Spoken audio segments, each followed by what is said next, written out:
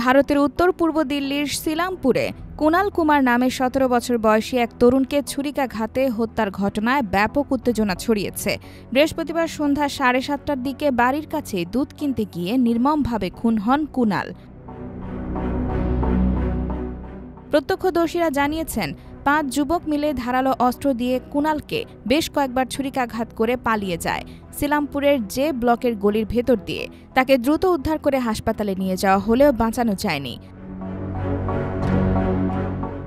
১৭ বছর বয়সী এই তরুণ হত্যার ঘটনায় আলোচনায় উঠে এসেছেন জিকরা নামের এক রহস্যময়ী। নিজেকে লেডি ডন বলে পরিচয় দেওয়া এই নারী সোশ্যাল মিডিয়ায় যেমন জনপ্রিয়, তেমনি তার বিরুদ্ধে রয়েছে অপরাধমূলক কর্মকাণ্ডে জড়িত থাকার অভিযোগও। নিহতের পরিবার ও স্থানীয়দের অভিযোগ, কুনালকে হত্যার মূল পরিকল্পনাকারী ছিলেন জিকরা ও তার ভাই সাহিল। পুলিশ ইতোমধ্যেই জিকরাকে গ্রেফতার করে হেফাজতে নিয়েছে।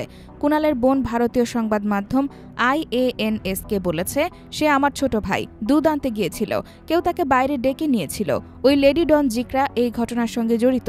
সে মাত্র ৩ মাস আগে জেল থেকে বের হয়েছে। কে এই লেডি ডন?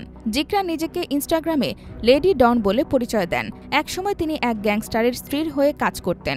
বর্তমানে তিনি ১০ থেকে ১৫ জন যুবকের একটি দল পরিচালনা করেন বলে অভিযোগ। তিনি প্রায়শই হাতে দেশি বন্দুক নিয়ে সোশ্যাল মিডিয়ায় ভিডিও পোস্ট করতেন। সম্প্রতি হোলি উৎসবের সময়ও তার বন্দুক হাতে নাচার একটি ভিডিও ভাইরাল হয়। এসব ভিডিওর কারণে তার বিরুদ্ধে অস্ত্র আইনে মামলা হয় এবং তিনি কিছুদিনের জন্য জেলেও ছিলেন। ইনস্টাগ্রামে তার ফলোয়ারের সংখ্যা ১৫,০০০-এর বেশি। তাকে প্রায় সিলামপুর এলাকায় পিস্তল হাতে ঘুরে বেড়াতে দেখা যেত। এমনকি হোলি উৎসবে তিনি অস্ত্র উঁচিয়ে নাচের ভিডিও আপলোড করেছিলেন। সেই ভিডিও প্রকাশ্যে আসার পর তার বিরুদ্ধে অস্ত্র আইনে মামলা দায়ের হয়। IBTV USA, new York.